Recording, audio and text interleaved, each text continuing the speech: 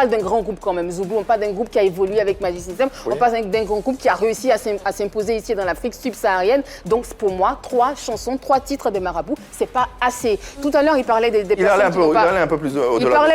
Il parlait des groupes qui ont mis une pause et qui sont revenus après. J'ai pris l'exemple de Yodé Siro parce que c'est l'exemple le plus palpable en ce moment. Ils sont revenus avec Héritage en 2020, je me souviens, le 10 juillet.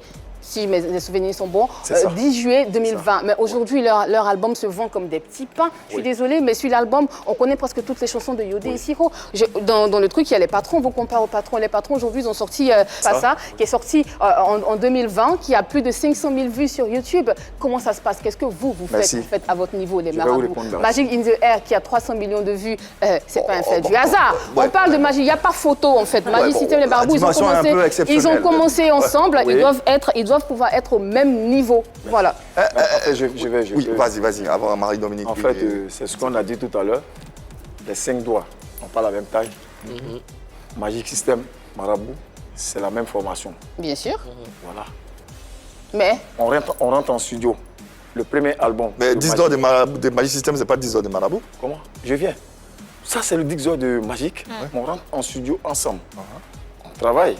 Quand tu dis ensemble, tu parles de... Oui, tout le groupe. Ok. C'est M. Claude Bassolé, en son temps. Oui, c'est lui qui a bien voulu produire ce groupe. Donc, nous sommes rentrés en studio, on fait sortir Papitou, qui est passé inaperçu. Nous aussi, nous sommes rentrés en studio, le groupe Marabout, ensemble, avec Magic, qui est passé inaperçu. Et l'album qui va faire boum, c'est Premier Gaou. On rentre en studio, encore nous les 7. Et Premier Gaou, paf, c'est parti.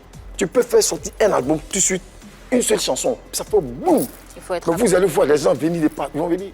Tout de suite se mettre autour là pour faire ce comme. Pourquoi vous n'avez pas sorti cet album qui a fait boum? Je viens, comment? Pourquoi vous n'avez pas sorti? Nous sommes rentrés en studio pour notre deuxième album et nous avons fait sortir l'album Fétiche Monsieur Soirée. C'est ça. Et on a vu ce que ça donnait. Oui. Et la chanson Marouli, ce n'était pas la chanson, la promo. La chanson de la promo, c'était Monsieur Soirée. Donc les gens sont venus Marouli autour de vous. est sorti seul. Les gens sont venus autour de vous, puisque ça marchait. À partir de là, on a eu un véritable staff managérial que je tenais à saluer de passer M. Charlie Parker. Et alors? Comment? Et c'est comme ça les choses sont parties. Après, nous sommes rentrés en studio, nous avons fait sortir Vendette d'illusions. C'est l'album Vendette d'illusions, j'ai eu l'argent, je n'ai pas su gérer, qui nous a permis de sortir aujourd'hui la Côte d'Ivoire. Et puis bon, voilà, on a pu faire une tournée européenne. Aujourd'hui, est-ce que vous pensez être dans l'estime des mélomanes en Côte d'Ivoire ou de ceux qui aiment le Zougou? C'est-à-dire qu'on prend un mélomane qui aime le Zougou, quand on lui dit « donne-moi le nom de tes 2 groupes préférés », est-ce qu'il y a un Marabout qui sort, à votre avis? Sincèrement, jusqu'au jour d'aujourd'hui, parce que nous avons mis quand même un temps mort avec nos jeunes frères qui font vraiment, un bon boulot. Je pense que si, c'est normal qu'on soit quand même oublié, mais pas définitivement. Ah, voilà. Alors, parce que nous ne sommes pas les seuls, c'est ce que j'ai dit tout à l'heure. Nous ne sommes pas les seuls. Ouais. Voilà. Mais j'ai comme l'impression qu'on dirait qu'elles, il me semble qu'on dirait elles sur son souhait, le fait que nous soyons... Pas oublier, moi, jamais, c'est pas mon souhait. Je ne fais que... On est sur le plateau, nous, on revient en force. Mais je n'ai pas dit... Mais c'est tout le mal que je vous souhaite, en fait, quand vous venez sur ce plateau.